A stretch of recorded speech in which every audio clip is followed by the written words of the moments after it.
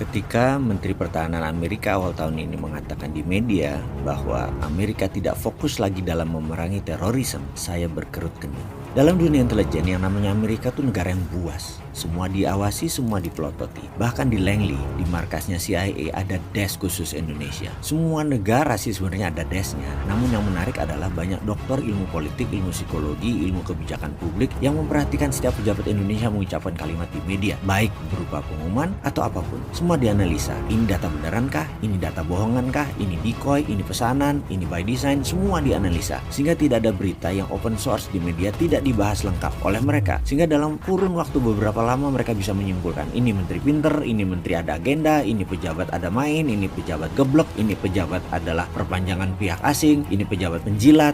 Semua kebaca. Sekarang, adakah dari sisi kita melakukan counter analisa kebijakan negara lain? Atau counter analisa statement pejabat-pejabat negeri adikuasa seperti Cina, seperti Amerika, seperti Rusia? Adakah? Oke, kayaknya mungkin karena banyak pemangku jabatan yang kurang paham geopolitik, jadi lupa mengurus hal beginian. Counter analisa kebijakan negara lain. Atau mungkin karena banyak pejabat belum ikut Lemhanas, jadi urusan bela negara begini nggak terlalu dipikirkan. Kurang nyandak. Jadi ya sudah, biar saya yang sontoloyo ini saja yang parno. Saya berkerut kening atas pernyataan Menhan Amerika tadi. Dan biarlah saya sendirian yang nanggung parno. Berat loh sebenarnya nanggung parno itu. Lebih berat dari nanggung rindunya Dilan. Sekali lagi, saya hanya kurius. Mengapa dia mengatakan Amerika tidak fokus di masalah terorisme? Dalam kalimat itu, maknanya apa ya? Saya coba menelaah. Menhan mengucapkan kata-katanya begini, US no longer focus on terorisme. Lama saya menganalisa dan merenung, lalu saya menangkap sesuatu. Klik, seakan-akan ada suara di kepala saya. Amerika tidak lagi perang melawan teroris. Bukan. Kalimatnya artinya begini, Amerika tidak lagi pakai instrumen terorisme di dalam menegakkan hegemoni militernya sebagai polisi dunia. Itu arti kata-kata Menhan Amerika yang sebenarnya. Saya baru paham sekarang. Ini artinya mereka sekarang menggunakan apa ya? Konfrontasi perang terbuka kah? Perang cyber kah? Perang informasi kah? Perang biologi kah? Perang dagang kah? Perang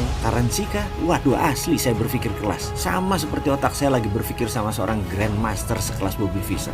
Asli saya berpikir kelas. Lalu saya memperhatikan kalimat berikutnya. Amerika fokus pada growing threat China and Rusia. Nah, ini dia kuncinya. Ini rasanya kuncinya. Timur Tengah, Cina, dan Rusia itu 3 front perang. Biasa Amerika tuh perang 1-2 front. Sekarang main terbuka di 3 front. Apa akibatnya? Dalam 1 tahun, $400 billion belanja peralatan perang oleh negara teluk dan senjata dibeli oleh negara Indo-Pasifik, Korsel, dan Jepang. 400 billion. Walah, dagang alat perang tuh si Amerika ini. Rupanya, mereka memutar roda ekonomi Amerika dengan menciptakan kegentingan. Kurang ajar bener deh si kabinet Trump ini. Walau ujung-ujungnya nggak perang fisik beneran, tapi instabilitas itu bisnis buat Amerika. Sekarang Amerika menyatakan Cina dan Rusia adalah national threat. Ini bagi saya pernyataan serius sekali. Dua negara yang disebut adalah ancaman, dan ancaman tersebut adalah warfare. Artinya siap-siap perang. Apa kira-kira langkah selanjutnya bagi Amerika? Paling nomor 1 adalah memastikan siapa lawan, siapa kawan. Siapa bersama Amerika, siapa bersama Rusia. Saya sih nggak mau sebut siapa negara yang mepet Cina. Serem saya. Dalam National Defense Council, sebagai catatan sebentar ya, departemen ini nggak ada di Indonesia. Amerika menyatakan bahwa mereka segera akan membangun otot industri militer.